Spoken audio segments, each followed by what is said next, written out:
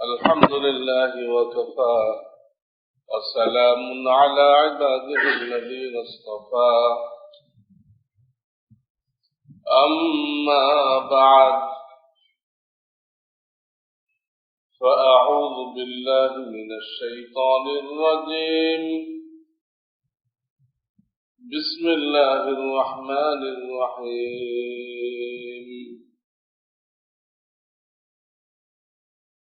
يا أيها الذين آمنوا كتب عليكم الصيام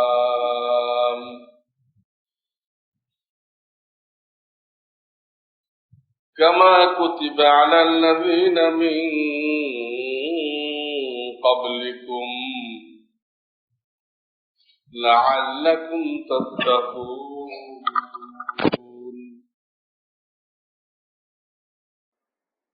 أياما معدودات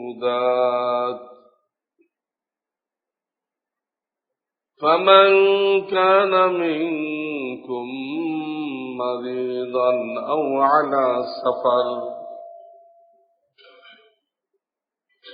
على سفر فعدة من أيام أخر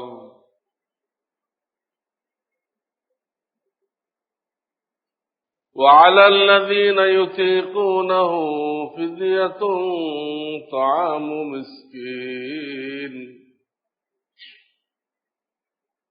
فمن تطوع خيرا فهو خير له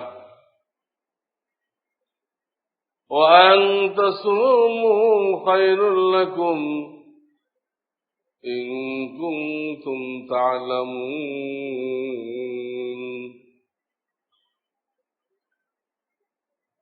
وقال النبي صلى الله عليه وسلم للصائم فرحتان فرحة عند فطره وفرحة عند لقاء ربه وقال النبي صلى الله عليه وسلم الصيام جنة ما لم يخرقها أو كما قال رسول الله صلى الله عليه وسلم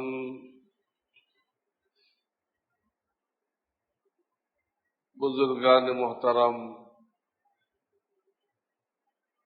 আল্লাহ রাব্বুল আলামিন অনেক ইহসান করে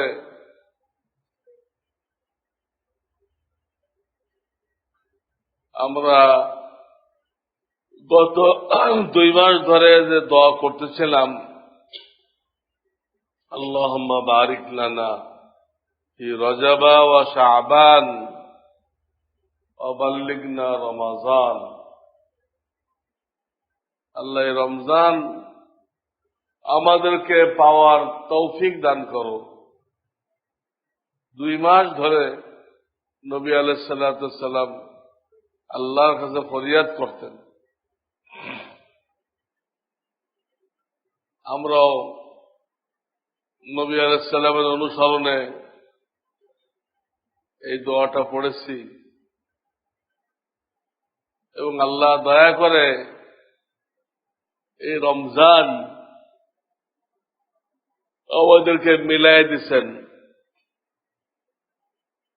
জীবনে একটা রমজান বেশি পাওয়া অনেক বড় নৈকট্যের কারণ। সে আখিরাতের দিকে অনেক বেশি আগায় গেল। রমজান এমন এক জিনিস, কারণ এইখানে তো আল্লাহ নফলকে ফরজের মান দেন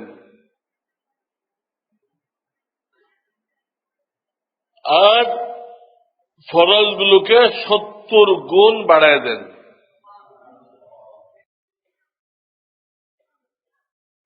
এছাড়াও বিভিন্ন ওসিলায় আল্লাহ তাআলা বান্দার নেকিকে বাড়াইতে থাকেন। একজন রোজাদারকে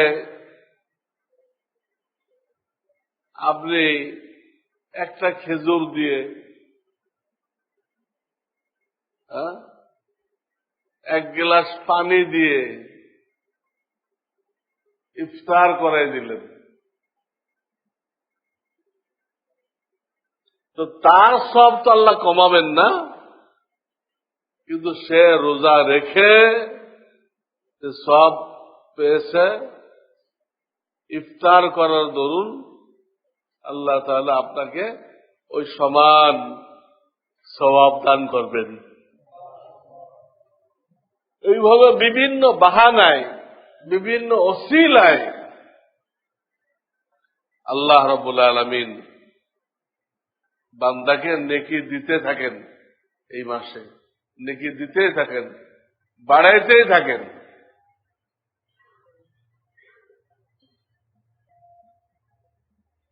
প্রত্যেক দিন ইফতারের সময় আল্লাহ রাব্বুল আলামিন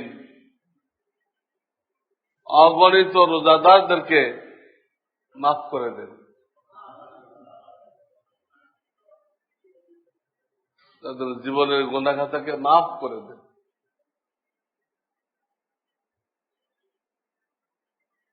অনেকের বাসায়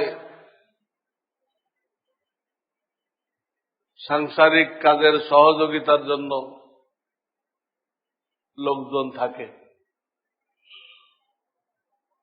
হাদিসে আসছে, যেহেতু তারাও রোজা রাখবে, এটা শরীয়তের বিধান, রোজা তরক করে আপনার সেবা দিবে না।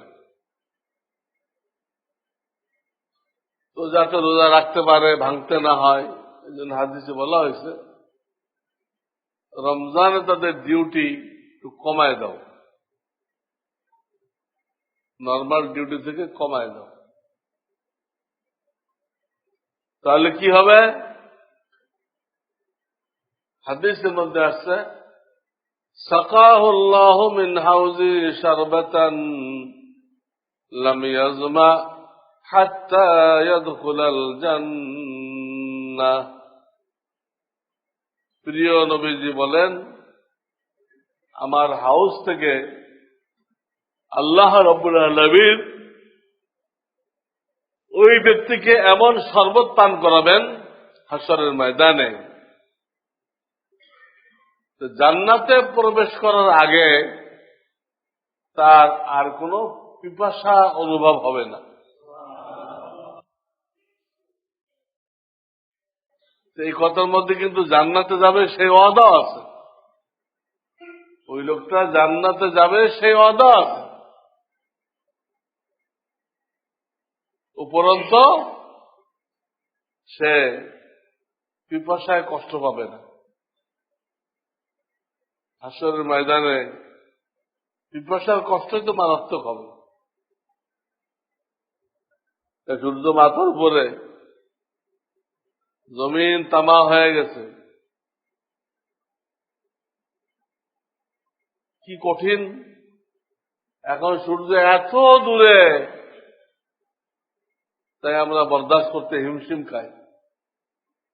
সেই সূর্য যে মাথার উপর চলে আসে, কি পরিমাণ কষ্ট হবে। সেদিন কোন ছায়া থাকবে না, একমাত্র রব্বুল আলামিনের আরশের ছায়া, এর বাইরে কোন ছায়া নেই।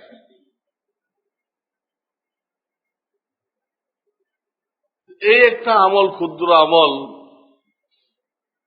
যে কাজের লোকদের একটু দায়িত্ব হালকা করে দেওয়া, এর ওসিলায় আল্লাহ কত বড় নিয়ামত দান করতেছেন। জান্নাতে তো যাবেই, এবং তার আগ পর্যন্ত পিপাসায় সে কোনো কষ্ট পাবে না।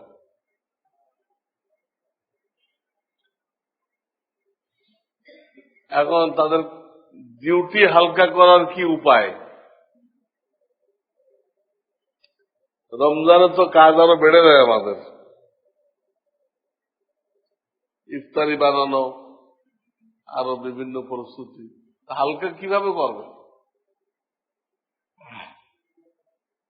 হালকা করার সুরত হলে এই কাজ কমানো মুশকিল হয়, দিকেও পারে তো কমাবে।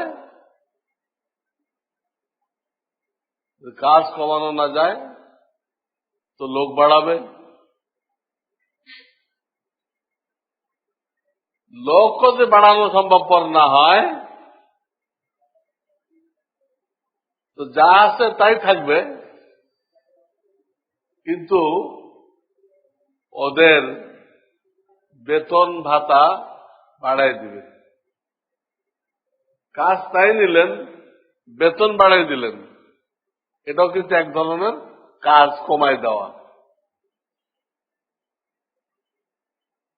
বেতন বেশি দিচ্ছেন, সেই পরিমাণ কাজ নেন নাই, সেই পরিমাণ কাজ নেন নাই, এটাও ডিউটি কমাই দেওয়া। বিভিন্ন সুরত আছে, এটা বুঝতে হবে। যার যেটা আসান হয় সেটা করবে। নবী আলাইহিস সালাম এটা করার জন্যই উম্মতকে উৎসাহিত করছে। তো সব দিকে লক্ষ্য করলে এই মাস বড় রহমত বরকতের মাস।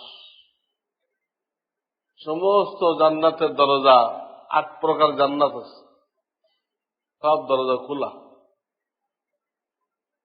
আর ফেরেশতারা আল্লাহর পক্ষ থেকে আওয়াজ দিচ্ছে, ইয়া বাগিয়াল খায়রি আকবিল, হে আল্লাহর সন্তুষ্টের প্রত্যাশী, আগে বাড়ো। তোমরা যারা আল্লাহকে খুশি করতে চাও আগে বাড়ো, একটু মেহনত করো, একটুতে আল্লাহ অনেক দিয়ে দেবেন। ওয়া বাগিয়াশ শাররি আকসির, আর তোমরা যারা গুনাহে অভ্যস্ত, তোমরা কষ্ট করে হলো গুনাহ বন্ধ করো, গুনাহ বন্ধ করো। তারাও যাতে গুনাহ বন্ধ করতে পারে আল্লাহর জন্য ব্যবস্থাও করছে। কি ব্যবস্থা? 7 রকম জাহান্নাম আছে, সব জাহান্নামের দরজা বন্ধ করে দিচ্ছে। রমজানে জাহান্নামের দরজা বন্ধ, আযাবের দরজা বন্ধ। এতেও কিন্তু মানুষের গুনার চাহিদা কমে যায়, এটা একটা কারণ। আযাব বন্ধ, এই জন্য রমজানে যাদের ইন্তেকাল হয়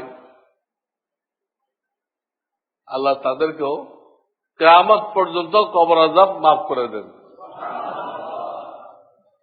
আর একবার যে মাফ পেয়ে গেল সে মাফ পেয়ে গেল। আল্লাহর এখানে এই সিস্টেম নেই একটা লোকরে মাফ করে দেওয়ার পরে আবার তাকে পাকড়াও করা, আবার তাকে আযাব দেওয়া, এই সিস্টেম নেই। মাপ যে পেয়ে গেল সে মাপ পেয়ে গেল, সমস্ত ঘাটিতে সে পার হয়ে গেল।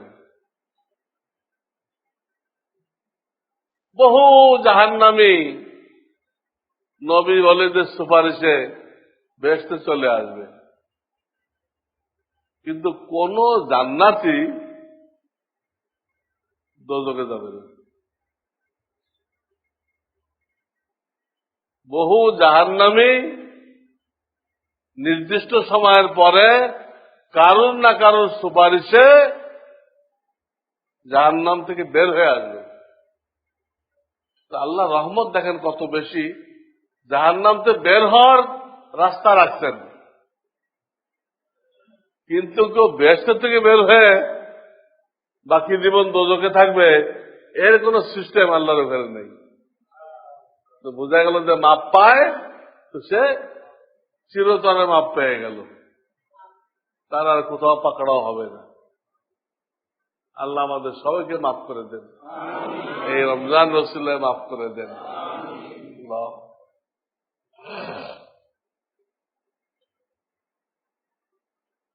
তো রমজান যে আল্লাহ আমাদেরকে দিলেন, কেন দিলেন?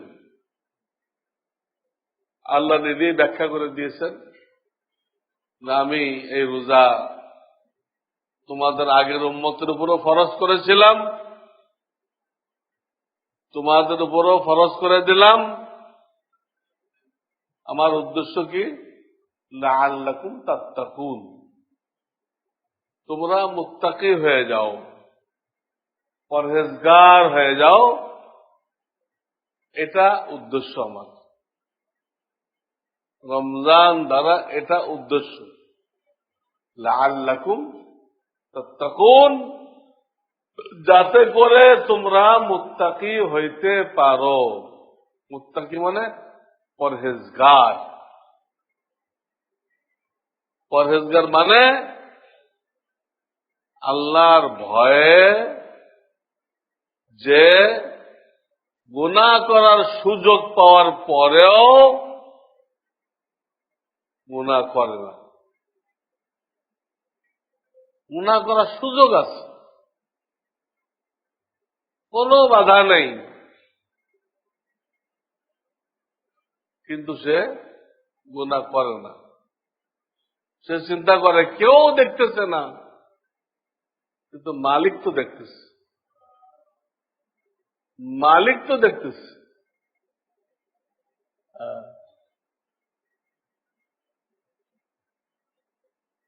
ওই একটা ঘটনা আছে না, এক শায়েখ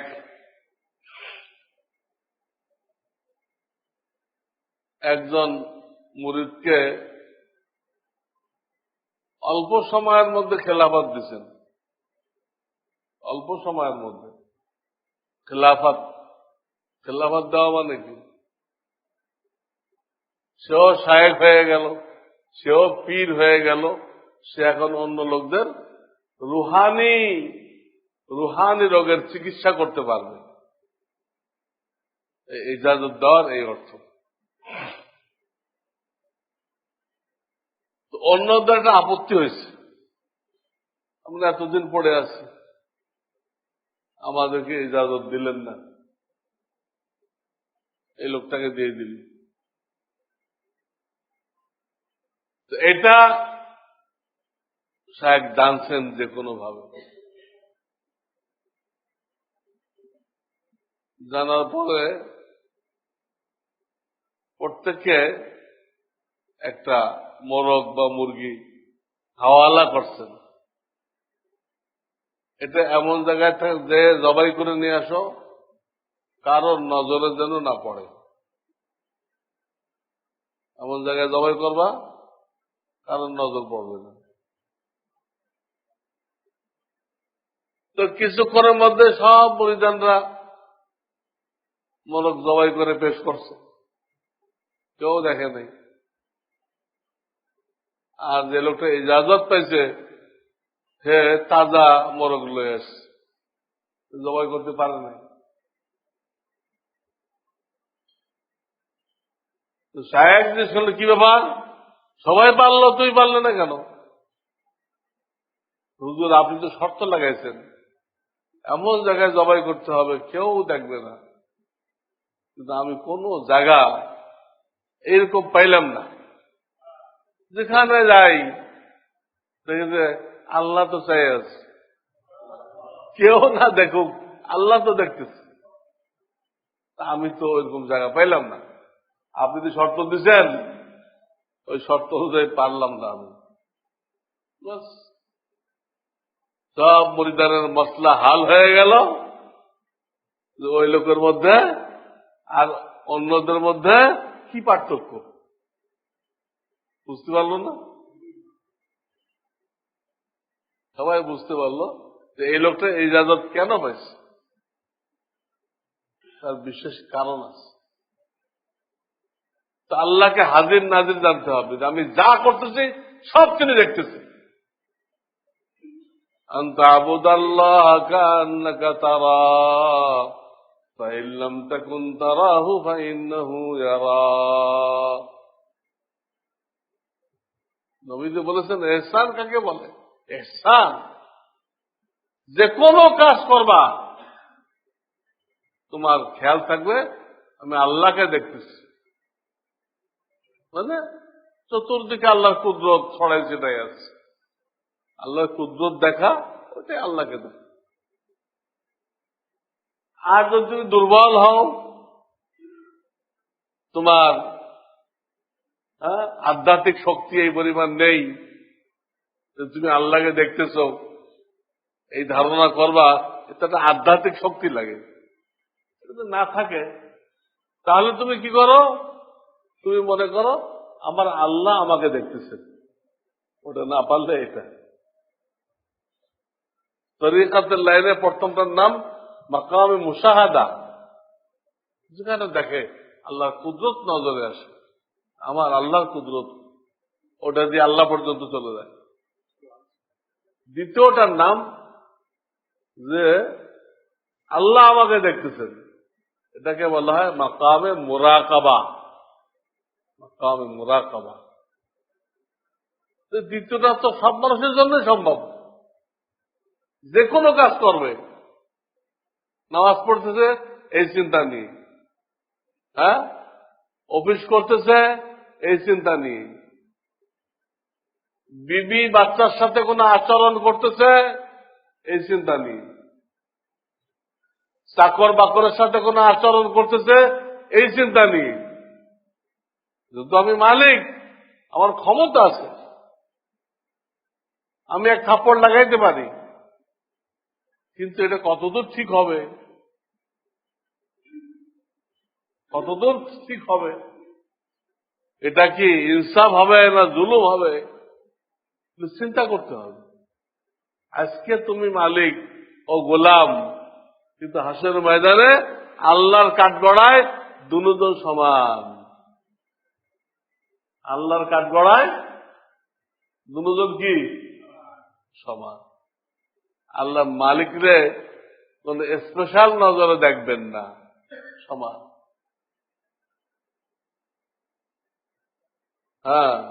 আজকে একজন বাদশাহ আর একজন প্রজা, কিন্তু আল্লাহর সামনে কোন বাদশাহী আছে? বাদশাহ যেখানে দাঁড়িয়ে আছে, প্রজাও সেখানে দাঁড়িয়ে আছে। এই কথা চিন্তা করে গুনাহ বর্জন করা, এটাকে বলা হয় তাকওয়া, পরহেজগারি, এটাকে বলা হয়। আর এইটা যখন মানুষ করতে পারে একমাত্র আল্লাহর ভয়। কিন্তু অনেকে গুনাহ করতেছে না কেন? মানুষজনে দেখে ফেলবে, জেনে ফেলবে, আমার বদনাম হয়ে যাবে, সমাজে আমার কোনো পজিশন থাকবে না, তাই সে গুনাহ করতেছে না। এটা তাকওয়া না, এটা কোনো তাকওয়া না। মানুষের বদনামি থেকে বাঁচার জন্য, সমাজে সুনাম সুখ্যাতি ঠিক রাখার জন্য একটা লোক গুনাহ ছেড়ে দিল, এটা তাকওয়ার মধ্যে পড়বে না। তাকওয়া ওইটা নিছক আল্লাহর ভয়ে, আল্লাহর ভয়ে, আল্লাহ আমাকে এত ইহসান করছে, আশরাফুল মখলুকাত বানাইছেন, আমাকে ঈমান ইসলাম দান করছেন, আমাকে দিনদার বানাইছেন, আমার সেবার জন্য গোটা সৌরজগৎকে বানাইছে, আর জান্নাতের সমস্ত নেয়ামত আমার জন্য বরাদ্দ করছে। জান্নাতের সমস্ত নেয়ামত কোন জিনেও ভোগ করবে না, কোন ফেরেশতা ভোগ করবে না, একমাত্র এই ইনসান। এই কথাগুলো চিন্তা করলে সে গুনাহ করতে শরম পাবে না, যে আল্লাহ আমার জন্য এত কিছু করলো, পৃথিবীর সব কিছুকে আমার খাদেম বানাই দিচ্ছে, আমাকে শেয়াল কুকুর না বানায় আশরাফুল মখলুকাত বানাইছে, তার পরিচয় আমাকে দান করছে। আল্লাহ তার পরিচয় আমাকে দান করছে, ঈমান দান করছে। কত নিয়ামত দিয়ে রাখছে। জান্নাত পুরোটাই আমার জন্য, বান্দার জন্য। এই অবস্থায় সেই আল্লাহর নাফরমানি করা বহুত লজ্জাজনক। চিন্তা করলে সে গুনাহ করতে পারবে না। তো রোজার দ্বারা উদ্দেশ্য হলো এটা, তাকওয়া অর্জন করো, আল্লাহর ভয়ে গুনাহ বর্জন করার অভ্যাস গড়ো। উদ্দেশ্য কিভাবে? তুমি তোমার মনকে বলো যে রমজানের দিনের বেলায় আমি খানা খাইতেছি না, ঠান্ডা পানি পান করতেছি না, বিবির সোহবতে যাইতেছি না, অথচ সব জায়েজ। এইসব কাজগুলো মূলত জায়েজ। এই জায়েজ কাজগুলো বাদ দিলাম কেন? আমার আল্লাহকে রাজি করার জন্য। যে আল্লাহ রোজা অবস্থায় এই জায়েজ কাজগুলো নিষেধ করেছেন। এই জায়েজ কাজগুলো কি করেছেন? নিষেধ করেছেন। তো আপনি আমি আল্লাহকে রাজি করার জন্য কতগুলো জায়েজ কাজ তার থেকে বিরত থাকতেছে, দূরে থাকতেছে। তাহলে যে কাজগুলো রব্বুল আলামিন স্থায়ীভাবে হারাম করে দিয়েছেন, স্থায়ীভাবে হারাম,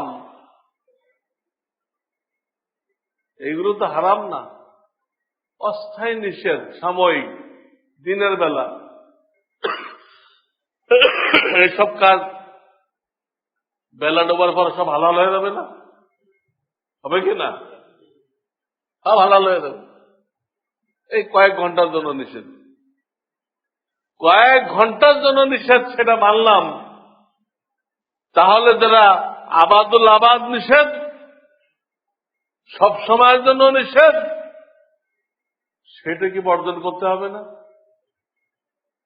কি বুঝে আছে? ওইটা বর্জন করো নাই, এইগুলো যে নিষেধ করা হয়েছে ওই সবক দেওয়ার জন্য। অস্থায়ী নিষেধ যখন মানলা, স্থায়ী নিষেধগুলো মানো, মানে ছেড়ে দাও, বলে বর্জন করো আমার ভয়।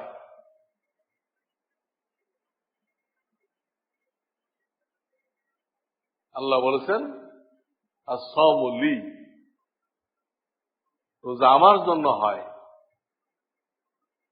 ওয়া আনা আজজি বিহি, আর রোজার প্রতিদান আমি কোন মাধ্যমে দেব না, স্বহস্তে নিজে আমি রোজার প্রতিদান আমার বান্দাকে দিব।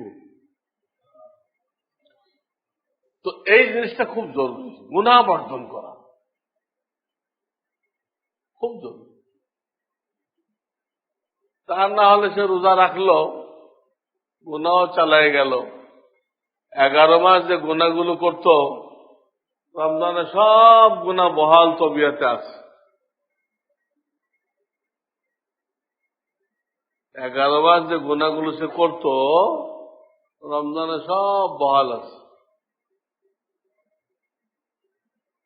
অনেক লোকের এই হালাত, ঘুমিতে উঠে শুরু করে গুনাহ, আবার ঘুমাইতে তো যায়, গুনাহ করতে করতে ঘুমাইতে যায়, ঘুমের থেকে উঠে গুনাহ, আর গুনাহ করতে করতে ঘুমাই যাও। তো মাঝখানে আল্লাহ কি লিখবে? শুরুও গুনাহ, শেষও গুনাহ। ঘুমিতে উঠে সেভ করে হারাম, গুনাহ জারিয়া, আবার টিভি দেখতে দেখতে ঘুমাই দিতেছে। জিন্দেগির শুরুও গুনাহ, দিনের শুরুও গুনাহ, শেষও গুনাহ। 11 মাস যেভাবে গেছে, রমজান সেইভাবে গেছে। এই রোজা প্রাণহীন, প্রাণহীন রোজা, বুঝছেন না? প্রাণহীন।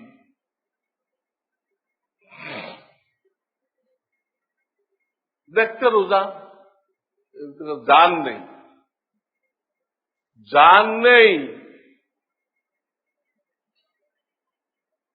এইরকম রোজাদার সম্পর্কে নবীজি বলেছেন, কাম মিন সাইমিন লাইসা লাহু মিন সিয়ামিহি ইল্লাল জু'।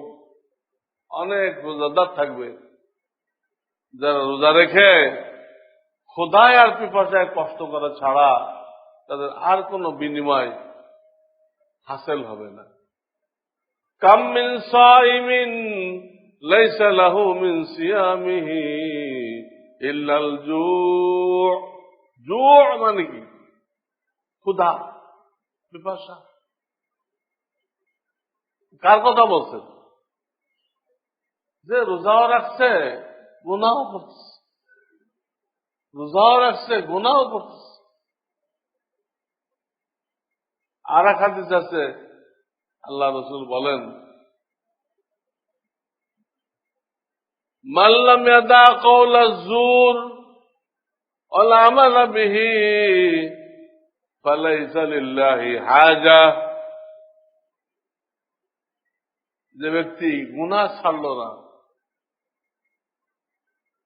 তার রোজার আল্লাহর কোনো দরকার নেই। ছাড়লো তারটাও দরকার আছে। আমাদের কারোর ইবাদত আল্লাহর দরকার আছে, কিন্তু না হলে আল্লাহ সব সমস্যা হইতেছে। কারণটাই তো দরকার নেই। তো দরকার অর্থ হলো আল্লাহ তার দিকে ভ্রুক্ষেপ করেন, এই অর্থ না যে গুনাহ ছাড়তে দেয় তার রোজাটা আল্লাহর খুবই দরকার, এই অর্থ না। আল্লাহ আমাদের ইবাদতের মুখাপেক্ষী না। আমরা ইবাদত করি বা না করি, আল্লাহকে মানি না বা না মানি, আল্লাহর বাদশাহী, আল্লাহর সালতানাত বহাল একসময়, এর মধ্যে কোনো ত্রুটি আসবে না। এই না আমরা মানলে হ্যাঁ আল্লাহর বাদশাহীটা একটু ভালো ভালো হবে, না মানলে একটু নড়বড়ে হবে, কিচ্ছু না, কোনো সম্পর্ক নেই। আপনি আমি মানবো তো আপনার আমার লাভ হবে, মানবো না তো আপনার আমার ক্ষতি হবে। আল্লাহর বাদশাহের মধ্যে কোনো পরিবর্তন আসবে না। আমাদের ইবাদত দ্বারা আল্লাহর কোনো লাভ হয় না, আমাদের গুনার দ্বারা আল্লাহর কোনো ক্ষতি হয় না। আমাদের ইবাদত দ্বারা আল্লাহর কোনো লাভ হয় না, আমাদের গুনার দ্বারা আল্লাহর কোনো ক্ষতি হয় না। ইবাদত করলে আমাদের লাভ, গুনাহ করলে আমাদের ক্ষতি। আল্লাহ স্বয়ং সম্পন্ন, আল্লাহুস সামাদ। সূরা ইখলাসে পড়েন না, আল্লাহুস সামাদ, তিনি স্বয়ং সম্পন্ন, তিনি কারোর দিকে মুখাপেক্ষী না, সকলে তার দিকে মুখাপেক্ষী। গুনাহ ছাড়তে হবে, তা না হলে তার রোজার দিকে আল্লাহ ভ্রুক্ষেপ করেন না। আর এক হাদিসে আসছে, একবার নবীজি 3 বার বদদোয়া দিলেন, 3 বার, রাগিমা আনফুহু রাগিমা আনফুহু, এরকম 3 বার। ওই ব্যক্তি বেইজ্জত হোক, বেইজ্জত হোক, ধ্বংস হোক। একজন সাহাবী প্রশ্ন করলেন, হুজুর এত কঠিন বদদোয়া কাকে দিলেন? নবীজি বললেন, ওই ব্যক্তিকে মান দাখালা আলাইহি রমাযান সুম্মা সালাখ ক্বাবলা ইউগফার লাহ। যে ব্যক্তি রমজান পাইল এবং তার উপর দিয়ে সে রমজান চলেও গেল, অতিবাহিত হয়ে গেল, অথচ সে গুনাহ বর্জন করে আল্লাহর থেকে মাগফিরাত নিতে পারে নাই, গুনাহ বর্জন করে মাগফিরাত নিতে পারে নাই। তার জন্য নবীজি 3 বার বদদুয়া দিলেন। নবীজির বদদুয়া কি মিস যায়? নবীজির বদদুয়াতে আমাদের বাঁচার দরকার আছে কিনা? গুনাহ বর্জন করতে, জীবনে গুনার অনেক সুযোগ আসবে, আল্লাহ দিচ্ছে বর্জন করতে পারবো না। নফস অনেক চাপাচাপি করবে, এই গুণাটা করো, অনেক মজা, অনেক লাভ। নফসে আপনাকে অনেক তাশকিল করবে গুণাটা করার জন্য। নফসকে পরিষ্কার বলে দেন, হে নফস, তুমি আমার খোদা না, আমি তোমার বান্দা না। তোমার কথা কেন মানব? তুমি আমার খোদা না, আমি তোমার বান্দা না। এক লোক এরকম বলতো, লোকেরা মনে করছে যে এই লোকটা মনে হয় কাফের হয়ে গেছে। তুমি আমার খোদা না, আমি তোমার বান্দা না, ধরে লেগেছে কাজীর কাছে, মুরতাদ হয়ে গেছে, শাস্তি দেন। কাজী যারা হয়, ইসলামী হুকুমতে জাস্টিস অনেক গভীর জ্ঞান রাখে। ইংরেজরা কাজী নাম দিয়ে গেল, বিয়ে পড়ানোর লাগে। বিয়ে পড়ার সাথে কাজের কি সম্পর্ক? হ্যাঁ, বিয়ে পড়ানোর লাগে তো কাজী বলে না আরবিতে, নাকেহ, নাকেহ বলে। কাজী হলো জাস্টিস। ইংরেজরা এমন উল্টাপাল্টা করে দিয়ে গেছে, কাজী টাইটেলটা এরা দিয়ে গেছে বিয়ে পড়ার লোক। আর মানুষ যে আল্লাহর জমিনে আল্লাহর খলিফা, আল্লাহর কাজ করবে, কত বড় টাইটেল! ইন্নী জাইলুন ফিল আরদি খলিফা, আমি জমিন আমার খলিফা তৈরি করব। এইটা লয়ে ইংরেজরা দিল দর্জির জন্য। কারো দিল? দর্জি। কেউ খলিফা দাবি না করে, তুই খলিফা, ও দর্জি তুমি। জামার প্লেট ডাইন পাশেটা উপরে থাকতে হবে, বাম পাশেটা নিচে থাকতে হবে। জামার প্লেট ইসলামের সবসময় ডাইন উপরে থাকে। হাত বাঁধেন, কোন হাত উপরে থাকে? মুর্দারে কাফন পরান, কোন পাট উপরে থাকে? আমাদের জামাতে কিন্তু এরকম ছিল,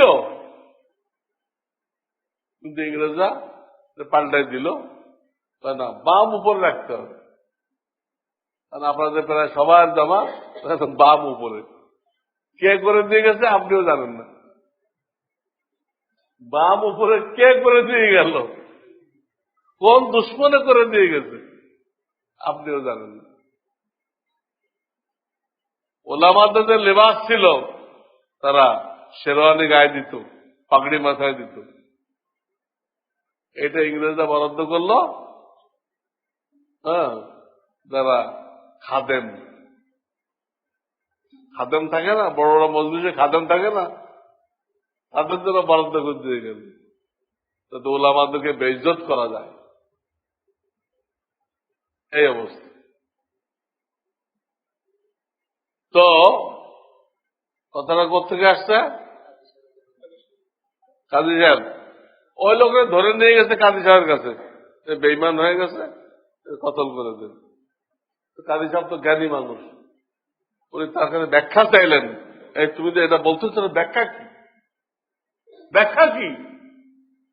বললো, হুজুর, আমার নফস বড় পরেশান করে আমাকে গুনাহ করার জন্য।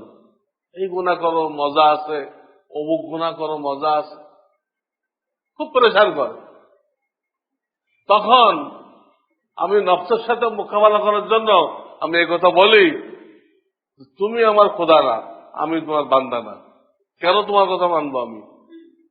তুমি আমার খোদা না, আমি তোমার বান্দা না।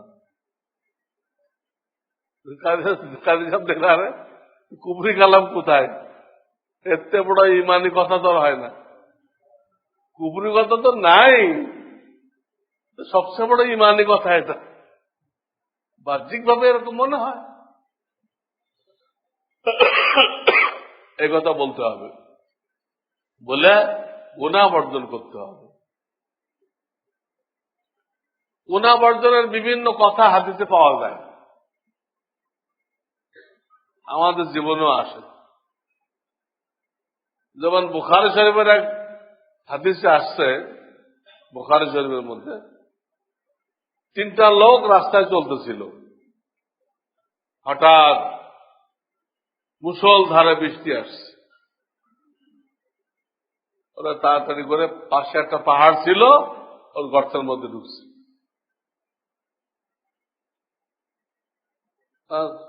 বৃষ্টিতে তো বেঁচে গেল, কিন্তু এই প্রবল বৃষ্টির কারণে উপর থেকে একটা পাথর গড়ে এসে, পাথরের টুকরা ওই গর্তের মুখের মধ্যে পড়ছে। এত বড় পাথর 3 জনে ধাক্কায় কিয়ামত তাক সরাই দিতে পারবে না, এত বিশাল পাথর মুখের মধ্যে এসে পড়ছে। এখন কি করবে? বৃষ্টিতে তো বাঁচছে, আর এক মুসিবতে পড়ছে। এক মুসিবত থেকে বাঁচতে আরো বড় মুসিবতে পড়ে গেছে। তখন তারা পরামর্শ করলো কি করা যায়। সিদ্ধান্ত হলো প্রত্যেকে তার জীবনের সবচেয়ে গুরুত্বপূর্ণ আমল যেটা, যে আমল দ্বারা সে জান্নাতের আশাবাদী, এইরকম আমলকে আল্লাহর দরবারে পেশ করবে, ওইটাকে ওসিলা দিয়ে এই পাথর সরাই দেওয়ার জন্য আল্লাহর কাছে দোয়া করবে। এই ফয়সালা হল। তো প্রথম ব্যক্তি বাপ মার খুব খেদমত করত, লম্বা ঘটনা বুখারী শরীফে আছে, আমি সংক্ষেপ করতেছি। একদিন তার বকরি হারাই গেছে, আসতে দেরি হয়ে গেছে, বুড়া বাপ মা ঘুমায় গেছে, তাদেরকে খাওয়াইতে পারে নাই, এই জন্য কাউকে খাওয়ান দেয়নি, নিজেও খায় নাই, বিবি বাচ্চাকে খাওয়ায় নাই, চাকর বাকরকে খাওয়ায় নাই। তার সিস্টেম হলো আগে বাপ মাকে খাওয়াই নাই, নিয়ে পরে অন্যদেরকে দেয়। বাপ্পা ঘুমাই গেছে, দুধের পেয়ালা নিয়ে মাথার কাছে দাঁড়ায় রয়েছে সকাল পর্যন্ত, এরাও জাগে নাই, এও খাওয়াইতে পারে নাই, সবাই না খাও। এই যে বাপ্পার সেবাটা সে করছে, এটা বেশ করছে, বেশ করে দোয়া করছে, পাথর একটু হটছে, বেরোনো যায় না, বের হওয়ার মতো না, সরছে। দ্বিতীয় ব্যক্তি কি দোয়া করলো? তার চাচাতো বোনের সাথে তার একটা মহব্বত হয়ে গেছিল, দেখা সাক্ষাৎ হইলে হয়ে যেতে পারে। চোখের হেফাজত কেন বলা হয়েছে? চোখের হেফাজত না করলে কোথায় যে আমরা চোখ লাগবে আর বেড়ে আসতে পারবেন না। চোখ এমন জিনিস, তো মহব্বত হয়ে গেছে। তো সেই বোনের কাছে সে মিলামেশার প্রস্তাব দিচ্ছে। কোনটা ছিল দিনদার টাইপের, সে চিন্তা করছে কঠিন একটা শর্ত দিব, তা কোনোদিন সে পুরা করতে পারবে না। যেটা আমাদের গ্রাম দেশে বলে 9 মণ তেলও হবে না আর রাধাও নাচবে না। শোনেন না এটা? রাধাকে নাচতে বলা হয়েছিল, ওই বেকুব তো নাচতে জানে না। তখন সে গ্রামবাসীকে শর্ত দিল যে আমি নাচতে পারবো, 9 মণ তেল আনতে হবে, এনে মাঠ প্ল্যান করতে হবে, পরে আমি নাচবো। গ্রামবাসী কোত্থেকে 9 মণ তেল আনবে? তো প্রসিদ্ধ হয়ে গেছে 9 মণ তেলও হবে না, রাধাও নাচবে না। তো ওই চাচাতো বোনটা মনে করলো এমন এক শর্ত দিব, এই শর্ত পূরণ করতে পারবে না আর গুনাহও করা লাগবে না। বলছে 100 দিনার নিয়ে আসো, 100 দিনার আমার হাদিয়া দিলে দেখা যাবে। 100 দিনার তো আপনার কয়েক খানদান চলতে পারবে।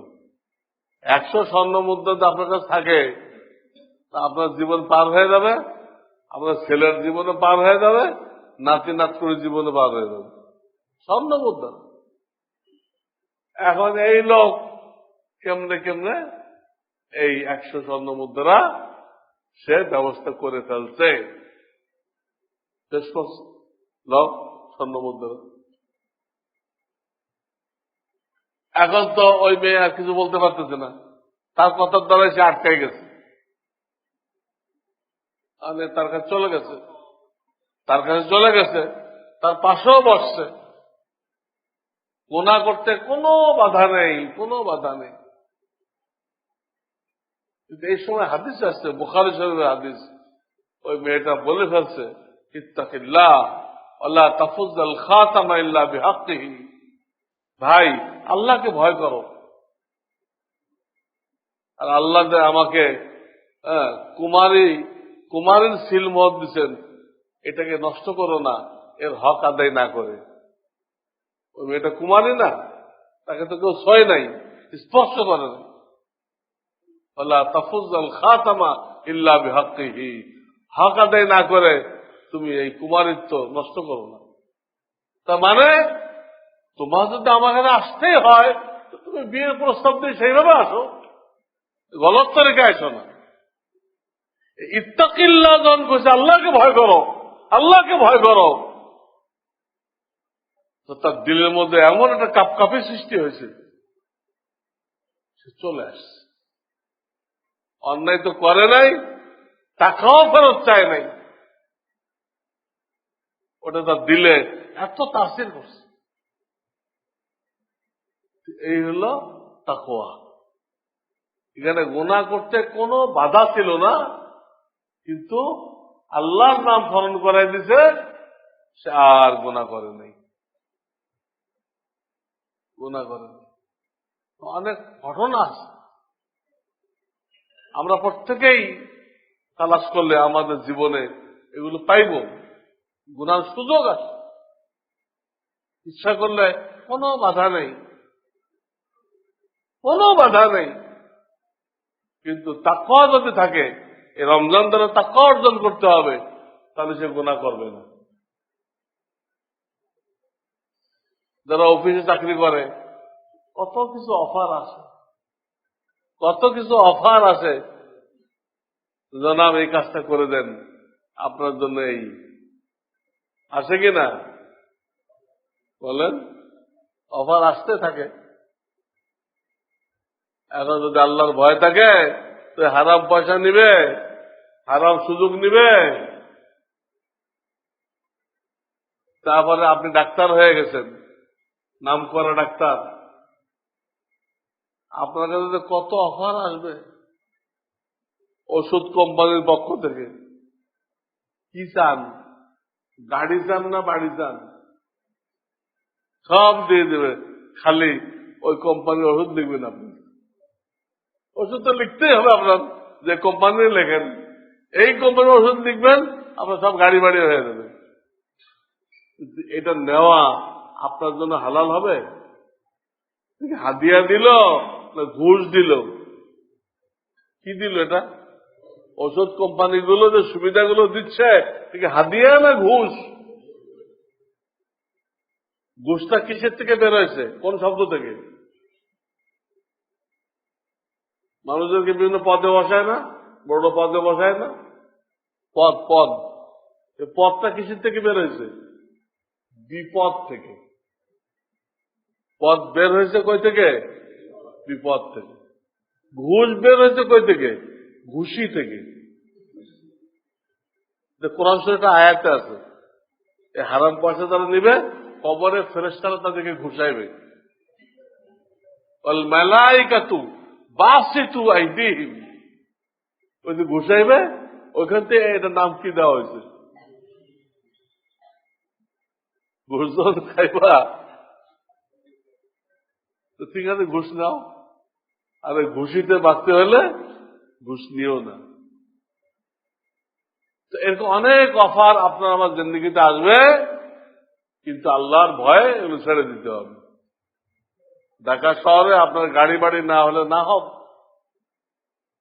টিনের ঘরে থাকেন, পোলাও বিরিয়ানি না পাইলে না খান, ডাল রুটি খান, কিন্তু আল্লাহর হুকুমের উপরে কায়েম থাকতে হবে। গুনাহওয়ালা জিন্দেগি পশুর জিন্দেগি, গুনাহ মুক্ত জিন্দেগি ফেরেশতার উপরের জিন্দেগি, গুনাহ যুক্ত জিন্দেগি জানোয়ারের জিন্দেগি, শিয়াল কুকুরের জিন্দেগি। আর গুনাহ তরক করতে পারলে সে ফেরেশতার উপরে চলে গেছে। তো এটা আমরা সামনে রাখি এবং পরিবারের সবাইকে বলে দেই, রমজানে আমার ফ্যামিলিতে আমার বাসায় কোনো গুনাহ হবে না, এই ব্যাপারে কোনো কম্প্রোমাইজ নেই, বলে দিই, বুঝায়। তাহলে রমজানটা সঠিক অর্থে আমরা পালন করতে পারবো এবং এক রমজান দ্বারা আমরা আল্লাহর অনেক বেশি নৈকট্য লাভ করতে পারবো। আল্লাহ তাআলা আমাদের সবাইকে তৌফিক দান করেন, সবাইকে তৌফিক দান করেন। ওয়া আখিরু দাওয়ানা আনিল